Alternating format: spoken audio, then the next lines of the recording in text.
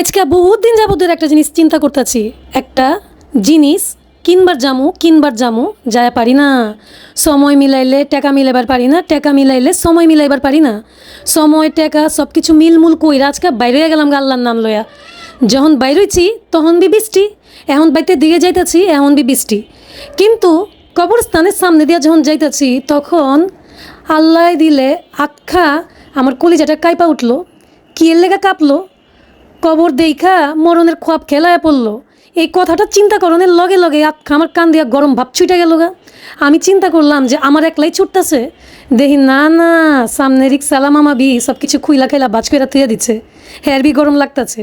যাজ্ঞা কবর দেইখা যদি ভিতরে মরণের খোয়াব খেল জাগে তাহলে তো কেউ দুনিয়াতে বেশি পাপ করা পারবো না, সবের কাম করব।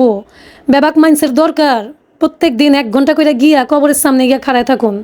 এই যে কারোটা খায়া মাইরা বড় হন, ঠকায়া বড় হন, এই সব কিছু টনকটা নড়লে ঠিক হয়ে যাবো গা। এত কিছু হইতাছে, এত রোগ বলাই হইতাছে, এত মানুষ মরতাছে, তেবি মাইন্সের টনক নড়ে না। হায় রে দুনিয়া, শিক্ষা হয় না মাইন্সের। কি করলে মাইন্সের শিক্ষা হইব? আল্লাহ তুমি সব থেকে হেদায়ত দান করো, নেক হেদায়ত দান করো, আমিন।